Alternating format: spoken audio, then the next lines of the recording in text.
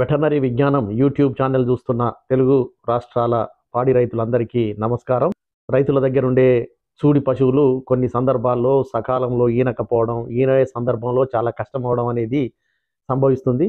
ఈరోజు ఎపిసోడ్లో గర్భకోశం మెలికపడడం వల్ల ఈనడం కష్టమైన కేసు ఒకటి మీకు చూపెట్టాలని అనుకుంటున్నాను. రైతుల దగ్గర ఉండే చూడి పశువులు ఈనేందుకు కష్టం అవడానికి అనేక రకాల కారణాలు ఉంటాయి. గర్భంలో ఉన్నటువంటి దూడ సైజు ఎక్కువగా ఉండడం, గర్భకోశం చిన్నగా ఉండడం, సర్విక్స్ అంటే గర్భకోశ ద్వారం అనేది తెలుసుకొని పోకపోవడం ఈనే సందర్భంలో, అదేవిధంగా గర్భస్థ దూడ పొజిషన్లో మార్పు ఉండడం మొదలగు అనేక రకాల కారణాల వల్ల ఈనడం అనేది కష్టమవుతుంది.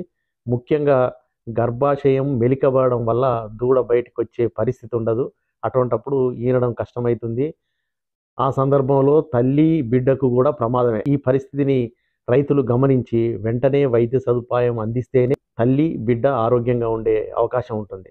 ఈ మధ్య కాలంలో పశువుల విలువ కనీసం ₹1,00,000 వరకు ఉంది. అటువంటి పశువులు ఈనలేని పరిస్థితుల్లో ఒకవేళ తల్లి బిడ్డను కోల్పోతే, పశువులు ఈనిన తర్వాత ఆశించే పాల దిగుబడి కూడా రైతు కోల్పోతే రైతు ఆర్థికంగా ఎంత కుంగిపోతాడో ఒక్కసారి ఆలోచించండి. రైతులు తమ పశువులు ఈనలేని విషయాన్ని సాధ్యమైనంత త్వరగా గుర్తించి వేగంగా వైద్య సదుపాయం అందిస్తేనే ప్రయోజనం ఉంటుంది, నష్టపోకుండా ఉంటారనే విషయం గమనించాల్సిందిగా కోరుతున్నాను. ఒక పశువు గర్భకోశం మెలిక తిరగడం వల్ల ఈనడం కష్టమైంది.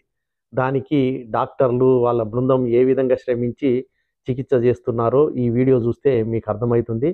వీడియో చూస్తూనే నేను చెప్పే ముఖ్యమైన విషయాలు కూడా జాగ్రత్తగా వినండి. ప్రోగ్రాం చివరిలో వీడియోలో చికిత్స జరిగింది ఎక్కడ, ఎవరు చేశారు, ఈనిన తర్వాత దూడ బాగుందా లేదా అనే విషయాలన్నీ నేను చివరిలో చెప్తాను. సాధారణంగా రైతులు తన పశువు ఈనడం కష్టమవుతుందనే విషయం ఏ విధంగా తెలుసుకోవాలి అనే అంశం గురించి మాట్లాడదాం.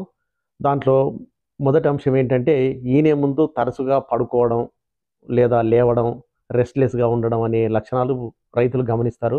రెండవది పొట్టను తన్నుకోవడం, తోకను బలంగా అటు ఇటు విదిలించడం, ఇట్లాంటి కడుపు నొప్పి సంబంధిత లక్షణాలు కూడా రైతులు గమనిస్తారు.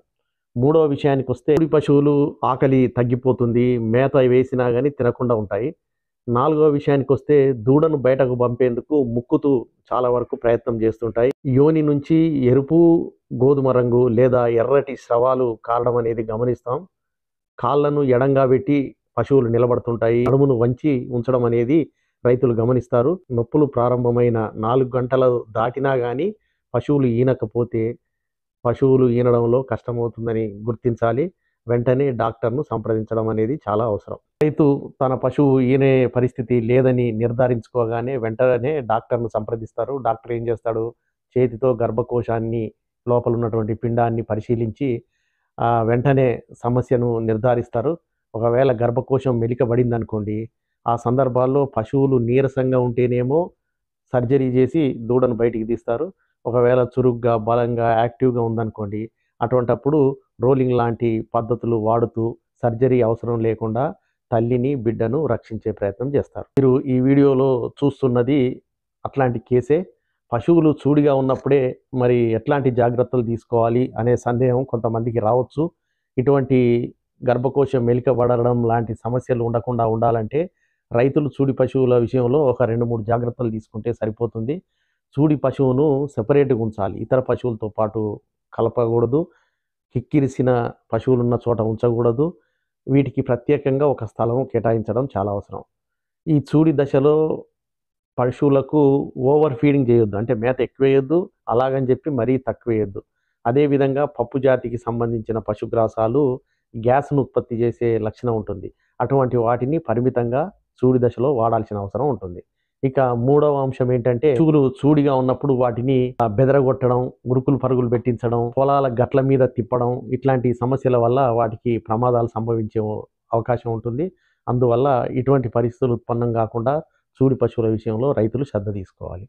ఇక నాలుగవ విషయం ఏంటంటే, ఈనే టైము దగ్గర పడుతున్న కొద్దీ పశువులు అసౌకర్యానికి గురైన, చికాగ్గా ఉన్న, అసాధారణంగా ఉన్న వెంటనే డాక్టర్ను సంప్రదించాలి. చివరి నెలలో గర్భకోశాన్ని డాక్టర్తో పరీక్ష చేయించి దూడ గర్భాశయం పొజిషన్ బాగుందో లేదో ముందే తెలుసుకుంటే మరీ మంచిది. ఈ విషయాలలో శ్రద్ధ తీసుకున్నారనుకోండి, పశువులు సక్రమంగా ఈనుతాయి, సక్రమంగా దూడకు జన్మనిస్తాయి. ఆటోమేటిక్‌గా పాల దిగుబడి మీరు పొందే అవకాశం ఉంటుంది. ఇప్పటివరకు మనం 2 అంశాల గురించి మాట్లాడుకున్నాం. మొదటిది ఏంటంటే చూడి పశువులు ఈనడానికి కష్టమవ్వడానికి కారణాలు ఏంటి? ఒకటి. రెండవది చూడి పశువులు చూడిగా ఉన్నప్పుడే రైతులు ఏ శ్రద్ధ తీసుకుంటే ఇటువంటి సమస్యలను కొంతవరకు నివారించుకోవచ్చు అనే విషయాలు తెలుసుకున్నారు. ఇంతవరకు మీరు చూసిన వీడియో గురించి తెలుసుకోవాలనుకుంటున్నారు గదూ! ఖమ్మం జిల్లా కేంద్రంలోని వెటర్నరీ పాలిక్లినిక్‌లో డాక్టర్లు వారి బృందం తీవ్రంగా కృషి చేసి గేదెను, దూడను రక్షించారు. పుట్టిన దూడ కూడా మీకు కనబడుతుంది. ఆరోగ్యంగా ఉంది. ఆ డాక్టర్లు వారి బృందాన్ని మనందరం అభినందించక తప్పదు. కాలంలో పశువుల విలువ చాలా ఎక్కువ ఉన్నది కాబట్టి పశువులను ఎటువంటి పరిస్థితుల్లో రక్షించుకోవడం అనేది పాడి రైతుల యొక్క ప్రధాన కర్తవ్యం. చూడి పశువుల విషయంలో శ్రద్ధ తీసుకోవాలి. టైం దగ్గర పడుతున్న కొద్దీ అప్రమత్తంగా ఉండడం వల్ల చాలా సమస్యలు నివారించుకునే అవకాశం ఉంటుంది. అందరికీ ధన్యవాదాలు.